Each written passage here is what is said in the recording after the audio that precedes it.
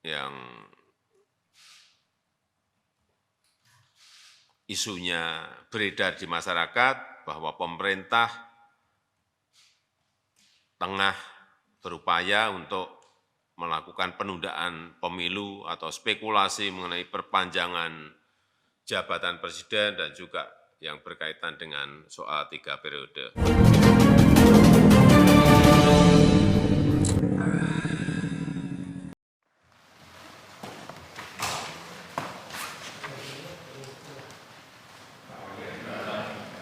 Siang.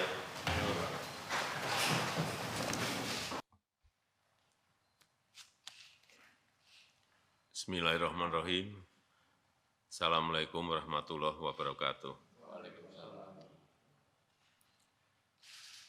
Selamat sore, salam sejahtera bagi kita semuanya.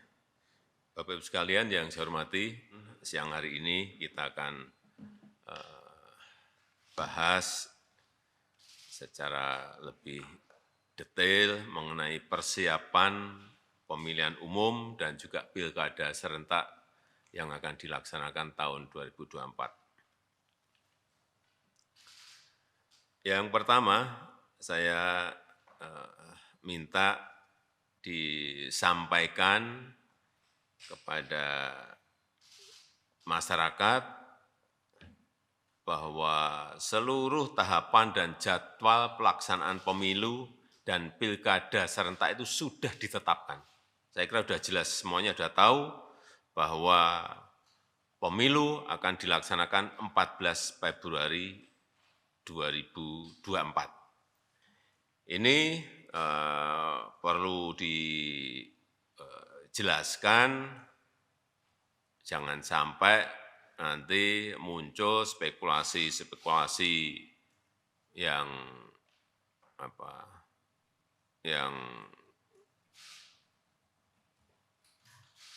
isunya beredar di masyarakat bahwa pemerintah tengah berupaya untuk melakukan penundaan pemilu atau spekulasi mengenai perpanjangan jabatan presiden dan juga yang berkaitan dengan soal 3 periode. Karena jelas bahwa kita telah sepakat pemilu dilaksanakan tanggal 14 Februari dan pilkada dilaksanakan nanti di November 2024. Sudah jelas semuanya.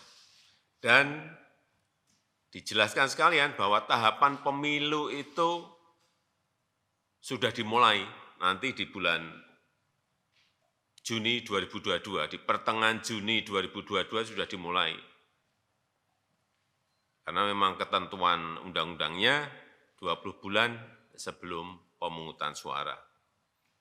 Yang kedua, 12 April nanti KPU dan Bawaslu periode 2022-2027 akan kita lantik dan segera mempersiapkan pemilu dan pilkada serentak di 2024. Oleh sebab itu kita nanti perlu berbicara dengan KPU dan Bawaslu mengenai persiapan-persiapan ini agar persiapan pemilu dan pilkada yang ini kita belum pernah punya pengalaman serentak itu betul-betul bisa kita persiapkan dengan matang.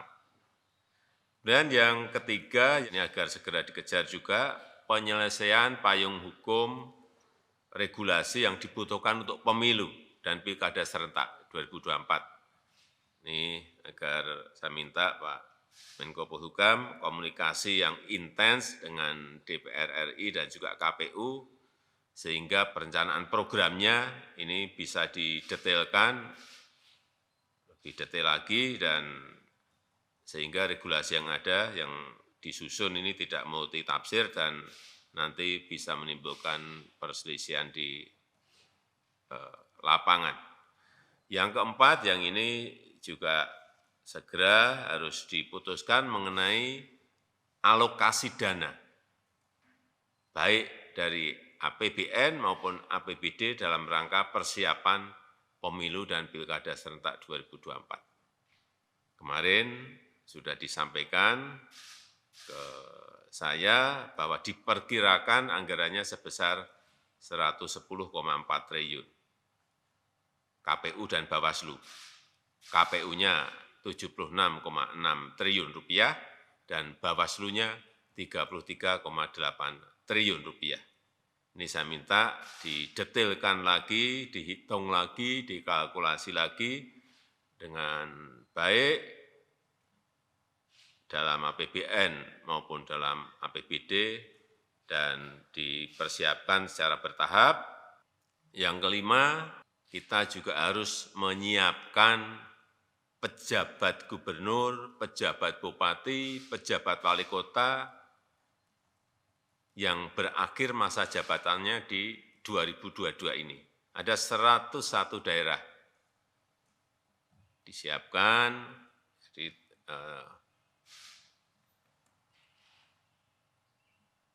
karena ada 7 gubernur, ada 76 bupati, dan ada 18 wali kota yang harus diisi. Saya minta seleksi figur-figur pejabat daerah ini betul-betul dilakukan dengan baik, sehingga kita mendapatkan pejabat daerah yang kapabel, memiliki leadership yang kuat, dan mampu menjalankan tugas yang berat di tengah situasi ekonomi yang tidak mudah, situasi ekonomi global yang tidak gampang. Agar nantinya penyiapan pemilu dan pilkada serentak tahun 2022 ini bisa berjalan dengan baik. Saya rasa itu yang bisa saya sampaikan, dan menjelang kontestasi politik ini biasanya suhu menghangat, itu biasa, tapi jangan sampai masyarakat terprovokasi oleh kepentingan-kepentingan politik yang tidak bermanfaat. Oleh sebab itu saya juga minta dilakukan edukasi, lakukan pendidikan politik yang masif kepada masyarakat, kepada para kontestan. Jangan membuat isu-isu politik yang tidak baik, terutama isu-isu politik identitas yang mengedepankan isu politik SARA. Saya kira kita memiliki pengalaman yang tidak baik di pemilu-pemilu sebelumnya. Kita harapkan ini tidak terjadi di 2024. Saya rasa itu yang bisa saya sampaikan pada kesempatan yang baik ini.